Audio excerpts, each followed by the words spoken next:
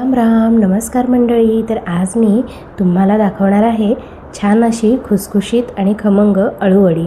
अनेक जण म्हणतात की अळूवडी बनताना पानं खाजरी निघतात किंवा वडी सुटते, पण काळजी करू नका. आज मी तुम्हाला अशा काही टिप्स सांगणार आहे की ज्यामुळे तुमची वडी पहिल्याच प्रयत्नात अगदी कुरकुरीत छान खुसखुशीत मार्केटसारखी बनेल. तर अळूवडीसाठी लागणारं साहित्य: डाळीचं पीठ, चिंच, गूळ भिजवलेला, तीळ, चवीनुसार मीठ, हळद, हिंग, तिखट, धनेजिऱ्याची पूड, कोथिंबीर आणि मिरचीचं वाटण आणि अळूची पाने. यानंतर मी चिंच गुळाचा कोळ जो आहे तो व्यवस्थित गाळून घेतला आणि डाळीच्या पिठामध्ये सगळे मसाले, त्यानंतर आपण मिरची आणि कोथिंबीरीचं जे वाटण केलं आहे ते, तीळ, चवीनुसार मीठ, हे सगळं डाळीच्या पिठामध्ये मिक्स केलं. आणि डाळीच्या पीठ हे फक्त आपण जे कारण बरेच जण म्हणतात की अळूवडी खाताना घशामध्ये खाजते, पण डाळीचं पीठ जे आहे ते चिंच आणि गूळ जे असतं त्याचा कोळ त्यामध्येच फक्त भिजवायचं, म्हणजे वडी खाताना अजिबात घशात खाजणार नाही. यानंतर मी पानाला जे आपण पीठ तयार केलेलं आहे ते लावून घेत होते, पण पानाला पीठ लावताना नेहमी पातळ थर लावायचा, कारण पीठ लावलेला जो अळूच्या पानांचा रोल आहे तो वाफण्यास लवकर मदत होते. आणि त्याचबरोबर अळूची वडी वाफळल्यानंतर आपल्याला ती तळताना कुरकुरीत हवी असेल तर डाळीच्या पिठामध्ये आपल्या जर घरामध्ये चकलीची भाजणी असेल तर ती, किंवा तांदळाची पिठी असेल तर ती मिक्स करून डाळीच्या पिठामध्ये यानंतर अळूच्या पानांना लावून घ्यायची. किंवा हे दोन्हीपैकी जरी काही नसेल तर आपल्या घरामध्ये कॉर्नफ्लॉवर असतो, तर तो कॉर्नफ्लॉवर पण आपण 1 चमचा फक्त टाकला तरी चालतो. एकदम वडी खुसखुशीत खमंग अशी होते, अगदी आपण मार्केटमधून आणतो अशी होते.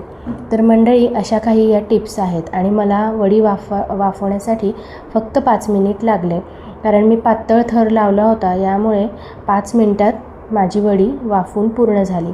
यानंतर मी थोडा वेळ गार करून घेतलं, एक 5 ते 10 मिनिट, आणि मग वड्या कापून घेतल्या. तर अशा छानपैकी वड्या पडतात, अगदी त्याला असे आतनं पदर सुटतात.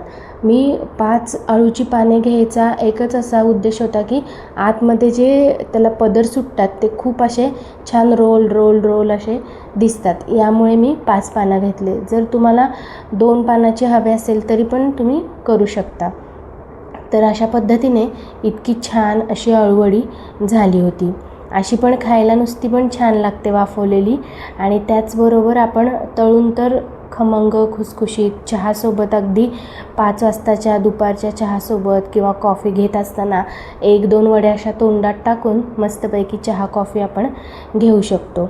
याचबरोबर अळूवडी करताना त्यामध्ये काही जण ओलं खोबरं आणि लसणाचा पण वापर करतात, पण मी यामध्ये केला नाही, कारण ओलं खोबरं जर घातलं तर ते आधीच ऑइल असतं खोबऱ्यामध्ये, तर ते आपण तळताना परत ते खोबऱ्याचं पण तेल खूप सुटतं, मग वड्या खूप तेलकट होण्याची शक्यता असते. आणि लसूण मी घातलेलं आत्तापर्यंत कधी बघितलं नाही, कारण अळूवडी किंवा अळूभजी म्हणा, हे आपण पूर्वी आपल्या घरात काही देवाचं कार्य असेल तर त्यासाठी करतात, तर त्यामध्ये कांदा लसूण असं काही आपण वापरत नाही. तर त्या अळूवडीमध्ये लसूण नसायचा, त्यामुळे मी तो काही अजिबात घातला नाही. मग आपल्या नेहमीच्या पद्धतीने मी अळूवड्या केल्या, पण इतक्या छान खमंग खुसखुशीत अशा ह्या झाल्या होत्या.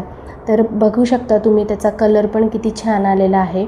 तर अशा पद्धतीने आपण ओलं खोबरं किंवा लसूण न घालता पण एकदम चविष्ट आंबट गोड तिखट खारट अशा चवीची मस्त अशी अळूवडी बनते.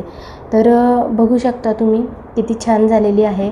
तर याचबरोबर मंडळी, तुम्हाला जर माझी ही रेसिपी आवडली असेल तर नक्की लाईक करा, शेअर करा, सबस्क्राईब करा, आणि मला कमेंट करून नक्की सांगा तुम्हाला अळूवडी कशी वाटली, बनवण्याची पद्धत तुम्हाला आवडली का.